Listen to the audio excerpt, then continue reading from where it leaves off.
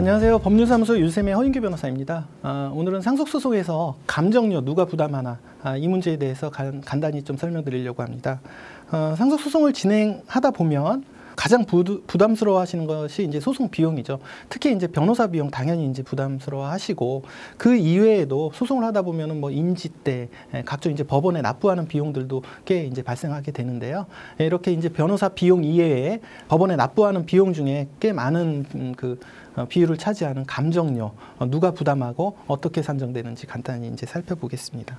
감정료가 이제 발생하는 이유, 즉 감정을 해야 되는 이유에 대해서 먼저 좀 간단히 말씀을 드리면, 이 상속소송에서 상속재산 분할 심판이나 유류분에서 정해야 될 것은 상속 비율이나 또는 유류분 비율에 따른 부족액이죠. 그러한 비율이나 부족액을 따질 때 선행돼야 하는 것이 특히 이제 부동산이 상속재산인 경우 그 가액을 산정해야 그 비율이나 그 부족액을 산정할 수 있기 때문에, 이러한 이제 상속소송에서는 당연히 이 감정 절차가 필요합니다.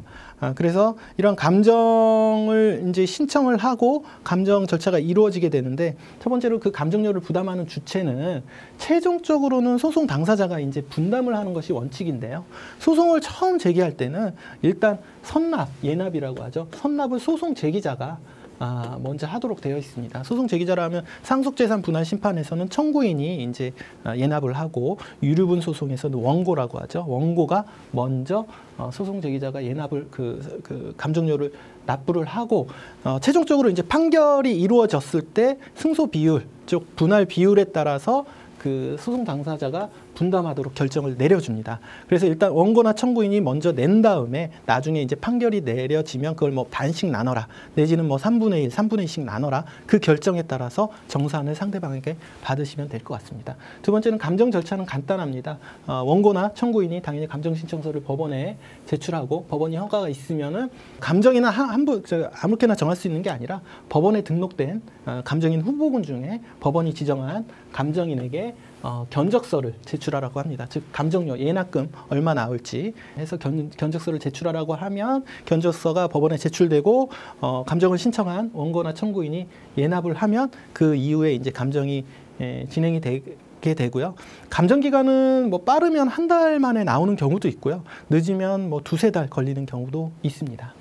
또 제일 또 궁금해하시는 것이 이제 그럼 감정료 얼마나 나오느냐의 문제인데요. 이거는 뭐 규정에 이제 다 나와 있기 때문에 여기서 보시는 감정인 등 선정과 감정료 산정 기준 등에 관한 예규가 있고요. 이에 따라서 부동산의 경우에는 감정평가법인 등의 보수에 관한 기준 등을 근거로 하는데, 반드시 이 기준에 따라서 정해지는 것은 아니고 이러한 여러 가지 사정을 고려해가지고 결정되기 때문에 특별히 높게, 특별히 낮게 나오지는 않습니다.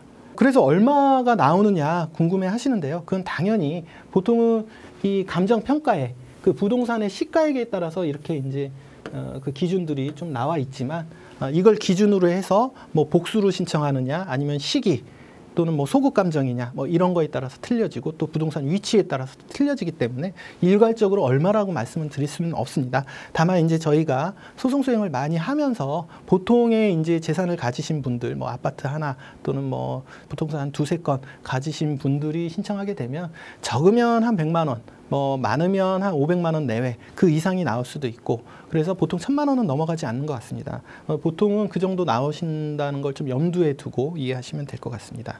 오늘은 상속소송 시 부동산 감정료에 대해서 누가 부담해야 되는지, 그 다음에 어떻게 분담하는지, 그리고 감정료는 어느 정도 되는지에 대해서 간단히 살펴봤습니다. 소송과 관련된 직접적인 쟁점은 아니지만 보통 궁금해하시는 분들이 많아서 간략히 이 영상 마련했으니까요.